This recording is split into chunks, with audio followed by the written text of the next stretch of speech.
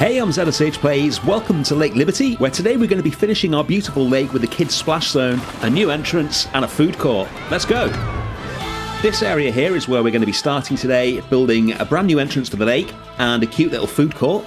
And then we're going to be moving over to here to build a kids splash zone with water slides and a little pool. Now that we've had some more time to spend with the game and we're starting to get to grips with it, I'm going to show you a few more of the tips and tricks and how we get things done around here first of all. So this path here, we're going to use the edit tool just to bring it down to the same width as the path that leads into it, keep it nice and tidy. And then we're going to put a raised walkway here that goes down towards the lake. So just slightly raised like a boardwalk, you can see it there, and we'll do some work on covering this up and making it look a lot more natural in a second. And then we're going to build a sign, so we're going to use these shipwreck planks to do it. Normally you'd have these horizontally, but I thought it'd be more interesting to do them vertically and just have loads of them. Give a really sort of textured, quite messy look for the background of the sign. So we'll just arrange these across the path like this and then start playing around with exactly where we want it to be and how high we want it to be. I want, as you walk up to here, the view to be really spectacular down towards the lake. And we're going to frame it with some beautiful trees to the side of it in a second. So we'll just start using some other wood pieces to get a bit of structure in here so it would actually stand up. I really like these Viking jetty pieces, really nice and irregular, so we'll spin those round to get a few different shapes going, and we'll have them just poking out the sides of the big sign here. And then we'll get some legs in for it using a different wood piece, the result wall decoration. We'll scale that up. Again, this one's got a nice weathered texture on it and it's recolorable, so we'll get this into position and change that to a natural wood colour as well. And then we'll copy it across to the other side and get the text for the sign. So we're taking this from the sign at the front of the park. We'll just do some modifications so it fits nicely. Then we're going to get some little signs and put these up and down the legs of the main sign just to make it look a bit more interesting. And then we're going to start covering up the sides of this raised pathway and make it look more like a natural boardwalk. So we're going to put some timber across the top of it here, and then we're going to put some of the jetty pieces that they brought across from Planet Zoo at the bottom of the timber to make it look like a proper boardwalk that's been there for quite some time. I'm finding that once you get used to using the scaling tool, so you can pretty much ignore the starting size of the pieces, there are so many wood pieces in this game that you can use for stuff like this.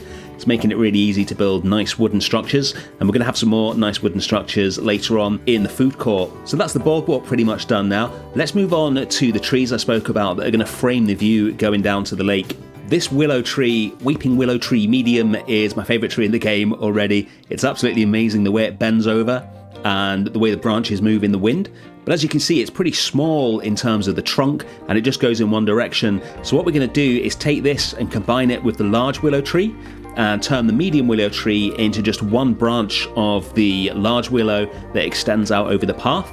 And then we're going to do the same thing on the other side so that we end up with a tree tunnel that the guests walk under. I want to be testing this especially early in the morning with the new dynamic lighting in the game.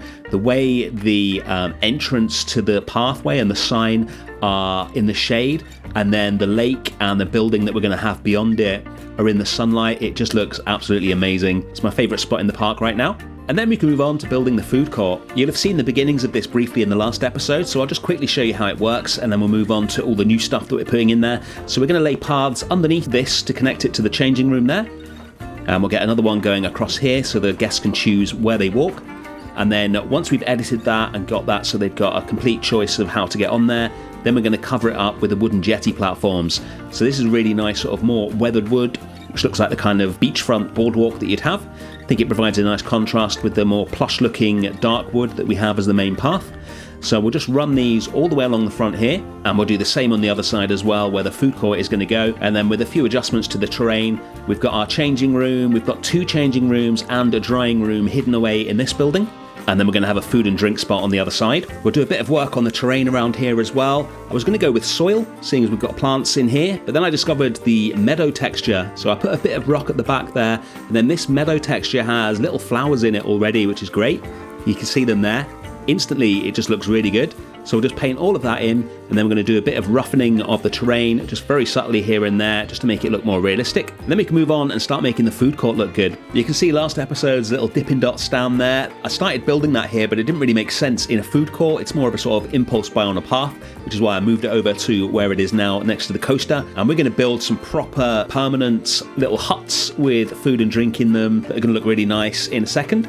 Firstly, we want to get the whole area itself looking good. So we've got these curved wood pieces as a bit of a design here, and then we're going to connect strings of lights between them. and run these down here as well. Looks really nice in the day, and it'll be usable at night as well, as we've got lots of lights in it. I really want to concentrate on realism in this area and make sure that we've got absolutely everything in here that we need. This last piece here doesn't fit, so we'll just switch that out for a smaller piece rather than use the scaling tool. Otherwise we're going to end up with smaller light bulbs on this one than the other ones. There we go, that looks good. And then we'll clone the wood pieces a couple of times to make them look thicker and more stable, and we'll put a base in later as well. And then we're going to take this resort wall decoration and use it as a fence, sort of like the wooden fence that we've used throughout the park, but I want this one to be a bit nicer looking, more designed, something that people are going to take notice of rather than a fence you just use to block certain areas. We've got some picnic tables with parasols in there, and for a bit of detail we're going to take this little rope knot and colour it white, and that'll look like a little discarded serviette. And then we need some power for the area, so I'm going to take this power distributor, we'll connect it up to the nearest one, which is in this building over here. And then we're going to build a little area for it, because you'd often see some sort of power maintenance facilities for a little food area like this. So we'll just fill it with fences, bins, paint a load of gravel in it, and then we've got a realistic looking staff area next to the food court. Onto the buildings. So what I'm going to do is build a little hut for drinks, and then we're essentially going to copy it and have that for food next to it. So again, we're going to use this resort wall decoration. It's a really versatile piece, and I'm basing this on a food court I saw somewhere in an American theme park. I can't remember where I got the reference image from. It's a really cute little hut with a really garish colour scheme, and I'm going to replicate the hut and then hopefully choose some more tasteful colours to have it in. Although it's still going to be very brightly coloured, I think that will look really cute with the wood if it's been brightly painted. So we'll get the base done with this resort wood trim, and then we'll put a wooden roof in. And then we'll put the So Delightful counter in as well. I think I mentioned in episode 1, I really like the branding that Frontier have created for So Delightful, and I'm going to be using a lot of that branding in the building. It's really annoying that we don't have custom media yet, but at least the new posters and media that Frontier have added are much, much better than the ones in Planet Coaster and Planet Zoo. They look really good when you use them, so we'll be using as much of those as possible. We'll put a fairly basic wooden construction in using these wooden support beams. Just use the scaling tool to get the various different bits that we need. When I mentioned the more tasteful colour scheme, the colours you're seeing here are not that colour scheme. We're going to be basing it on the So Delightful sign once that's in there. These are just temporary colours from when I was designing it. And then we'll use a different set of wood walls to create the rest of the building that matches pretty closely to the resort piece. And then to make the counter, I'm going to use a piece that I just discovered that's absolutely perfect for this. It's got that really super shiny metal texture that you see in food counters and in kitchens. It's actually the back of one of the doors in the game. Looks really good. Then we'll get the big So Delightful sign in. I like the colours on here, so we're going to start matching the building colours up to this. We'll use yellow as a highlight, and then we'll use that sort of maroon that the sign has for the main colour for the rest of the building. And we're going to use the smaller sign as a little stand on the bar. I think that works really nicely. And then we'll use loads of the new posters in the game to start getting a bit of life inside the building, put some lights in, get a bit of clutter, some like drinks fridges and crates, and just generally finish this off. And that is the food court pretty much done. Now we can move on to the kids splash zone. So we'll clear this area of trees. I still want a few trees next to the siren just to separate it off from this area a bit, and then we can start building. So what we're going to have is a shallow pool that goes from ankle deep at one end to waist deep at the other. It's going to have a boat with 3 water slides coming off it in the middle, and then it's going to have area for parents around it as well, some sun loungers and shade, so they can go in the shallow end with the little ones or keep an eye on the slightly older ones at the other end as they go down the water slide. Now so far pretty much everything we've built in this park has been me trying to work out how to play Planet Coaster and basically doing the simplest stuff in the game. So we've got a very basic wooden coaster, we've got a fairly basic water slide and a food court, and then I've used my building and decorating skills from Planet Zoo to make them look good. For the first time today we're going to try and build something where I'm looking at a reference photo from Lake Compounce of their kids zone, and I want to actually try and replicate it and get it working properly, which means we're going to have to use Planet Coaster 2's mechanics properly for the first time, and that was quite an experience. The first thing we're going to do is get the pool in. So I've got this set to shallow, and we're just going to use the stamp builder to very roughly work out how big the pool is going to be. And then we're going to use the draw tool to put a really irregular, sinuous kind of line around here so that we get a really nice looking pool. I want it to be really welcoming, so we're going to delete all the paths off the sides to begin with, so we've just got an infinity pool. Now guests can't get into or out of the infinity pool sections, they need a path section to get in or out, so we need to be mindful of where we're going to have those. And then we're going to change it to wading and put an extra depth in back here, and the game will automatically put in a gradient down towards the deeper part. We're going to put a temporary path in so the guests can get up here, or so I thought. More on that later. And then we're going to start putting the paths in. So we're going to use the draw tool again. And at this point is when I realized just how powerful these paths are. So we've drawn this path in. It's automatically turned the edges of the pool into path edges so people can get in and out.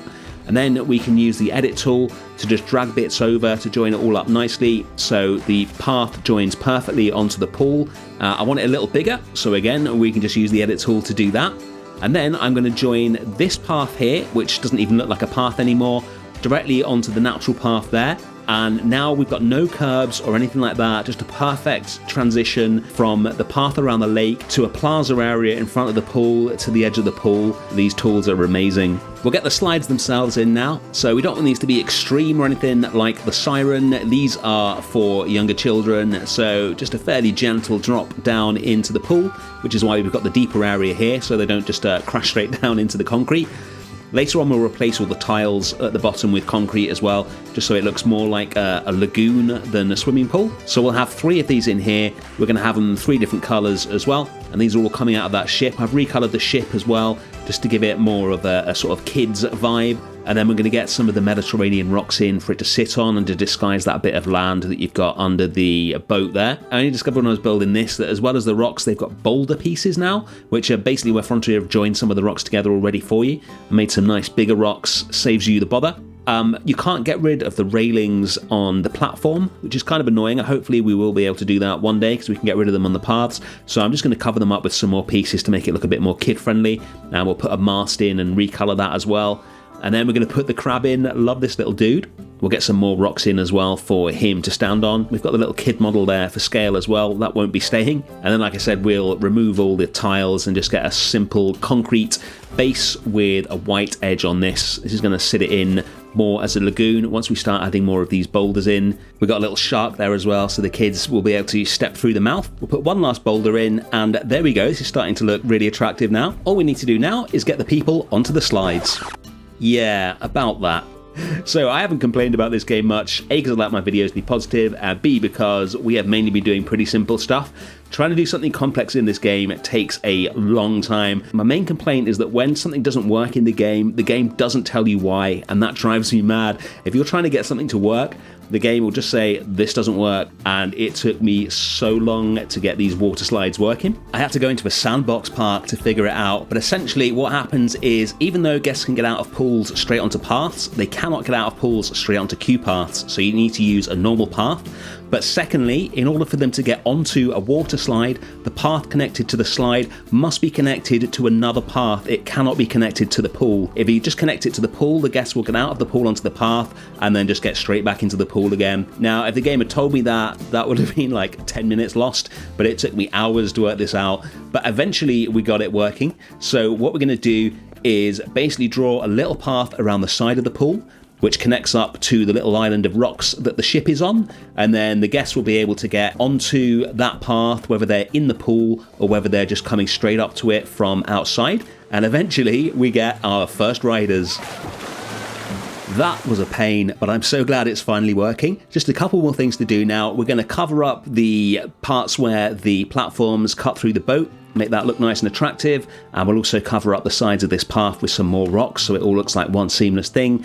And then we're going to put a sign in. So we're going to use the little 2D to 3D trick that we use in Planet Zoo, get these new null signs, get a copy of them with a slightly darker color on it than the original, and then just clone that behind the original a few times so we can make it look like it's 3-dimensional. And then we'll get some smaller pieces going through it so it looks like it's actually connected to the wooden sign behind it. And then it's on to the last thing that we're going to do, spin the spiky Viking fence upside down so it's a bit more kid friendly, and use that to secure this little pool so that kids aren't climbing out of it. And that is the lake complete. Let's check it out. Here's the entrance with the willows. Love how that looks. It's a very windy day today in Lake Liberty. And here's our first customer at So Delightful. And here's the food court. Got a little hot dog stand to the left of the soda stand, working very nicely. And then we can move over and check out the kids' splash zone. I've positioned the sign so it hides the view of the pool until you get past it, and then the whole thing is revealed. I love how this looks. First time I've ever tried to do any sort of cheesy kids theming like this, but I'm pretty happy with the final result. and the slides are working well. It's a shame you can't designate a pool as kids only or something like that, because there are a lot of adults on these little slides.